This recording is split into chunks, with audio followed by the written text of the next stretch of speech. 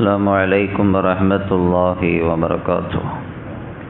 وعن أبي هريرة رضي الله تعالى عنه قال حضرت Abu Hurairah ரலியல்லாஹு தஆலா அன்ஹு அறிவிக்கிறார்கள், கான நபிய ஸல்லல்லாஹு அலைஹி வஸல்லம் இதா அத்தல் ஹலா, பெருமானார் ஸல்லல்லாஹு அலைஹி வஸல்லம் அவர்கள் கழிவறைக்கு செல்வதாக இருந்தால், அதைதுஹு பிமாஇன் ஃபி தௌரின் அவ் ரக்வத்தின், நான் ஒரு சிறிய பாத்திரத்தில் அல்லது ஒரு தோல் பையில் தண்ணீரை எடுத்து செல்வேன்.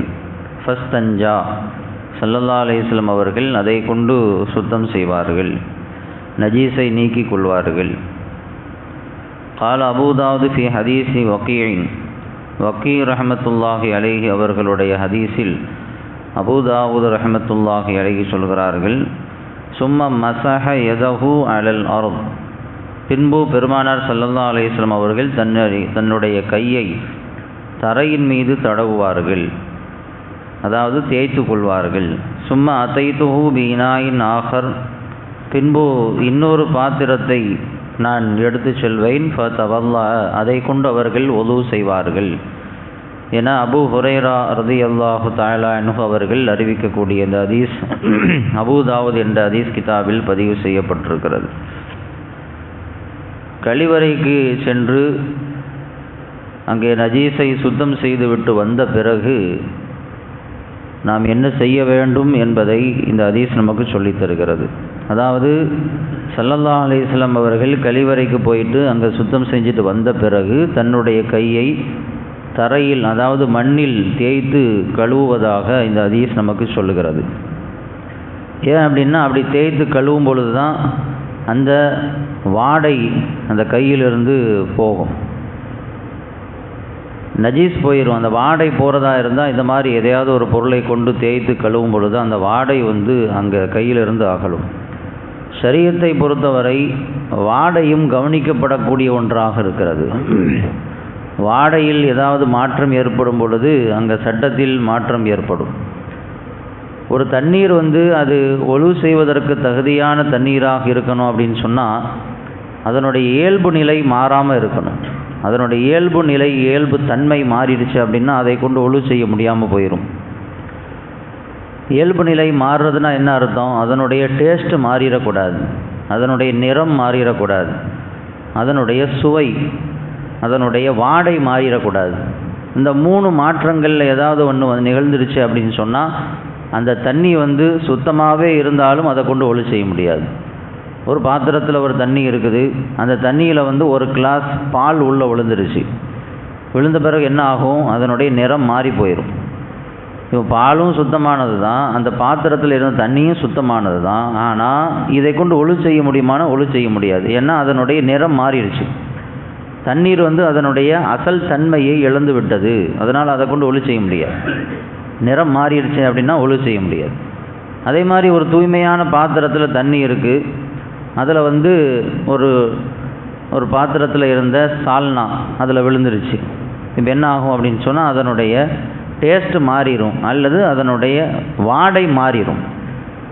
இப்போது சால்னாவும் சுத்தமானது தான், அந்த தண்ணியும் சுத்தமானது தான், ரெண்டும் கலந்துருக்கு. இப்போ இதை கொண்டு ஒழு செய்யலாமான்னா ஒழு செய்ய முடியாது. ஏன்னா தண்ணி அதனுடைய அசல் தன்மையை இழந்து விட்டது, அதனுடைய வாடை மாறிடுச்சு, அதனுடைய டேஸ்ட்டு மாறிடுச்சு. அப்போ வாடைக்குன்னு ஒரு கவனிப்பு இருக்கிறது ஷரியத்தில். அந்த வாடை மாறிவிட்டால் அந்த பொருளில் இருக்கக்கூடிய சட்டம் மாறிவிடுகிறது. அதனால தான் ஸல்லல்லாஹு அலைஹி வஸல்லம் அவர்கள், அதாவது தண்ணியை கொண்டு சுத்தம் செய்து விட்டாலே அசுத்தம் நீங்கிவிடும் என்றாலும் அதனுடைய வாடை போகிறதுக்காக அவங்க என்ன செய்கிறாங்க? மண்ணில் தரையில் தன்னுடைய கையை தேய்த்து கழுவினார்கள் என்று வந்திருக்கிறது. அப்போ வாடை அது மாற்றத்தை ஏற்படுத்தும். அதனால தான் ஸல்லல்லாஹு அலைஹி வஸல்லம் அவங்க பூண்டு சாப்பிட்டவங்க, பச்சையாக சாப்பிட்டவங்க நீங்கள் பள்ளிக்கு வராதீங்கன்னு சொல்கிறாங்க. ஏன்னா பக்கத்தில் இருக்கக்கூடியவங்களுக்கு அது ஒரு அருவருப்பான ஒரு நிலையை ஏற்படுத்தும் அப்படின்னு சொல்லி. அப்போ கழிவறைக்கு சென்று வந்த பிறகு அந்த கையில் இருக்கக்கூடிய வாடையை போக்குவதற்கு மண்ணையோ அல்லது சோப்பையோ அல்லது ஹேண்ட் வாஷ் போன்ற ஏதாவது ஒரு பொருளையோ பயன்படுத்த வேண்டும் என்பது இந்த ஹதீஸிலிருந்து ஸல்லல்லாஹு அலைஹி வஸல்லம் அவர்கள் நமக்கு கற்றுத்தருகிறார்கள். இந்த ஹதீஸில் நாம் கவனிக்க வேண்டிய 2வது செய்தி, ஸல்லல்லாஹு அலைஹி வஸல்லம் அவர்கள் அந்த வாடையை போக்குவதற்கு மண்ணை பயன்படுத்தி இருக்கிறார்கள்.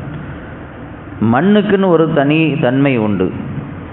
நாம் சுத்தம் செய்வதற்கு தண்ணியை பயன்படுத்துவோம். தண்ணி இல்லாத இடத்துல அதற்கு ரீப்ளேஸ்மெண்ட்டாக ஷரியத் எதை சொல்கிறது என்றால் மண்ணைத்தான் சொல்லுது. தண்ணி இல்லாத சமயத்தில் நீங்கள் மண்ணை வச்சு என்ன செய்யுங்க, சுத்தம் செய்யுங்க. தயமத்துக்கு எதை பயன்படுத்துகிறோம், மண்ணைத்தான் பயன்படுத்துகிறோம். நம்ம ஷரியத்தில் மட்டும் ஏற்படுத்தப்பட்டிருக்கக்கூடிய ஒரு தனி சிறப்புகளில் ஒன்று ஸல்லல்லாஹு அலைஹி வஸல்லம் அவர்கள் சொல்கிறார்கள், ஃபுல்லில்னா அலன்னாசி பி ஸலாஸ், மற்ற சமுதாயத்தை காட்டிலும் 3 விஷயங்களை கொண்டு நாம் சிறப்புப்படுத்தப்பட்டுள்ளோம். அதில் ஒன்று, நம்முடைய அணிவகுப்பு மலக்குமார்கள் உடைய அணிவகுப்பை மாதிரி இருக்கும். மலக்குமார்கள் எப்படி சஃபில் நிற்பாங்களோ அந்த மாதிரி நமக்கும் தொழுகையில் சஃபில் நிற்க வேண்டும் என்று நமக்கு சொல்லித்தரப்பட்டிருக்கிறது. இது முதல் தனித்தன்மை. 2வது, பூமியில் எந்த இடத்தில் நின்று வேண்டுமானாலும் நாம் தொழுகையை நிறைவேற்ற முடியும். மற்ற சமுதாயத்தை சார்ந்தவங்களாம் அந்தந்த ஆலயம் எங்கே இபாதத் செய்ய வேண்டும் என்று அந்த ஆலயம் என்று கட்டி வைக்கப்பட்டிருக்கிறதோ அங்கே மட்டும்தான் தொழ முடியும், இபாதத் செய்ய முடியும். வேறு எங்கேயும் தொழ முடியாது. ஆனால் நாம் வீட்டில் தொழுவலாம், பஸ் ஸ்டாண்டில் தொழுவலாம், ரயில்வே ஸ்டேஷனில் தொழுவலாம், எங்கே வேணாலும் தொழுவலாம், பீச்சில் தொழுவலாம். சுத்தமாக இருக்கணும் அப்படிங்கிற கண்டிஷன் மட்டும்தான். பூமி முழுக்க நமக்கு தொழும் இடமாக ஆக்கப்பட்டிருக்கிறது. இது 2வது தனித்தன்மை. 3வது சொன்னாங்க, வஜ்ஜுஇல துர்பத்துனா லஹா தஹூரன், பூமியில் இருக்கக்கூடிய மண் நமக்கு சுத்தம் செய்யக்கூடிய ஒன்றாக ஆக்கப்பட்டிருக்கிறது. அதை கொண்டு சுத்தம் செய்ய முடியும். இது நம்ம ஷரியத்தில் வழங்கப்பட்டிருக்கக்கூடிய தனிச்சிறப்புகளில் ஒன்று என்று ஸல்லல்லாஹு அலைஹி வஸல்லம் அவர்கள் நமக்கு சொல்லித் தருகிறார்கள். சில இடங்களில் தண்ணியை கொண்டு சுத்தம் செய்தாலும் கூட மண்ணை பயன்படுத்தியே ஆக வேண்டும் என்று சொல்லப்படுகின்ற சட்டங்களும் ஷரியத்தில் இருக்குது. நமக்கு தெரியும், ஸல்லல்லாஹு அலைஹி வஸல்லம் சொன்னாங்க, ஒரு பாத்திரத்தில் நாய் தன்னுடைய வாயை வைத்து விட்டது, நாயினுடைய எச்சி பட்டுடுச்சு அப்படின்னா அந்த பாத்திரத்தை சுத்தம் செய்யக்கூடிய முறைகள் ஹதீஸ் ஷரீஃபில் நமக்கு சொல்லித்தரப்பட்டிருக்குது. 7 முறை தண்ணியை வச்சு கழுவணும். நாய் வாய் வைத்த பாத்திரத்தை சுத்தம் செய்வதற்கான வழிமுறை 7 முறை தண்ணியை வச்சு கழுவணும். அதில் 1 மண்ணை வச்சு கழுவணும். 7ல் 1 மண்ணை வச்சு கழுவுனாதான் அது சுத்தமாகும். நீங்கள் அந்த மண்ணுக்கு பகரமாக சோப்பை கொண்டோ அல்லது வேறு ஏதாவது 1 பொருளை கொண்டோ சுத்தம் செய்தால் ஷரியத்தின் பிரகாரம் அந்த பாத்திரம் தூய்மையாகாது. அந்த இடத்துல மண்ணு தான் பயன்படுத்தி ஆகணும். மண்ணுக்கு ரீப்ளேஸ்மெண்ட்டாக வேறு எந்த ஒரு பொருளையும் பயன்படுத்த முடியாது என்று சொல்லுகிறது ஷரியத்தினுடைய சட்டம். அப்போ மண் என்பது அது தூய்மைப்படுத்தக்கூடிய ஒன்றாக இருக்கிறது என்பதும் இந்த ஹதீஸிலிருந்து நாம் தெரிந்து கொள்கிறோம். 3வது செய்தி, அபூ ஹுரைரா ரலியல்லாஹு தஆலா அன்ஹு சொல்கிறாங்க, ஸல்லல்லாஹு அலைஹி வஸல்லம் தன்னுடைய சுய தேவையை பூர்த்தி செய்வதற்காக போகும் பொழுது நான் ஒரு பாத்திரத்தில் தண்ணி எடுத்துகிட்டு போவேன். அதை கொண்டு அவங்க சுத்தம் செய்வாங்க. அதுக்கு பிறகு கையை கழுவுவாங்க. அதற்கு பிறகு இன்னொரு பாத்திரத்தில் நான் தண்ணி கொண்டு போவேன், அதை கொண்டு ஒழு செய்வாங்க அப்படின்னு சொல்கிறாங்க. அப்போ என்ன தெரியுது அப்படின்னா, நாம் பாத்ரூமுக்கு பயன்படுத்தக்கூடிய அந்த தண்ணி தனியாகவும் ஒழு செய்வதற்கு நாம் பயன்படுத்தக்கூடிய அந்த தண்ணி தனியாகவும் இருப்பது சிறப்பு. ஒரே பாத்திரத்தில் இருக்கக்கூடிய தண்ணியை கொண்டு நாம் பாத்ரூமுக்கு பயன்படுத்திட்டு அதே தண்ணியை வச்சு ஒழு செஞ்சால் கூடுமானா கூடும், ஷரியத்தில் அதுக்கு இடம் உண்டு. ஆனால் ரொம்ப ஏற்றமான ஒரு செயல் என்ன அப்படின்னா, அதற்கு தனி பாத்திரத்தையும் இதற்கு தனி பாத்திரத்தையும் பயன்படுத்துவது ஏற்றமானது என்பது இந்த ஹதீஸிலிருந்து நமக்கு தெரிகிறது.